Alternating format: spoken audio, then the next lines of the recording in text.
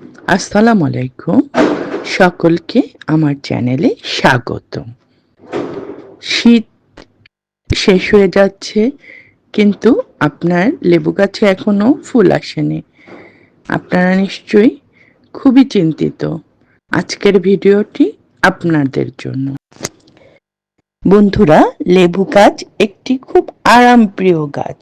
এই গাছ খায়, দায় আর ঘুমিয়ে থাকে। বংশ বিস্তার করতে চায় না বললেই চলে। কিন্তু যখন লেবু গাছে একটু কষ্ট দেওয়া হয়, তখন লেবু গাছ ভাবে যে আমার বংশ বৃদ্ধির দরকার। তখন সেই গাছে ফুল ফল আসে।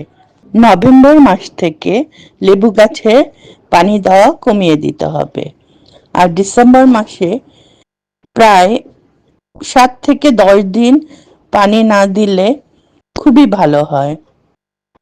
এই সময় হয়তো বন্ধুরা আপনার লেবু গাছের সব পাতাগুলো হলুদ হয়ে যেতে পারে, আবার অনেক সময় সব পাতা ঝরে যেতে পারে।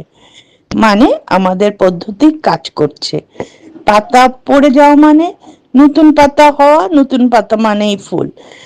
অতএব আমাদের লেবু গাছগুলোতে পানি দেওয়া মিনিমাম 10 দিন বন্ধ করতে হবে। ইনশাল্লাহ 20 দিনের মধ্যেই আপনারা দেখতে পাবেন আপনাদের গাছে নতুন ফুল এসে গিয়েছে। আমি এই পদ্ধতিটা আমার নিজের গাছে অ্যাপ্লাই করেছি এবং 100% সাকসেস হয়েছি। আর বন্ধুরা, আপনারা সাধারণত 1 বছর পুরনো গাছে এই পদ্ধতি অ্যাপ্লাই করবেন।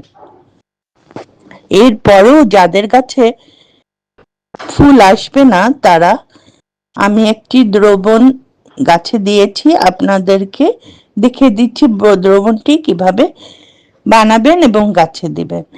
আমি এখানে রসুন, কলার খোসা আর পেঁয়াজের খোসা দিয়ে একটি দ্রবণ বানিয়েছি। দ্রবণটি আপনাদের সাথে শেয়ার করছি। এই দ্রবণটি আপনারা প্রতি গাছের জন্য 1.5 গ্রাম করে দিবেন এবং এটা 10টা থেকে 11টার মধ্যে দিবেন।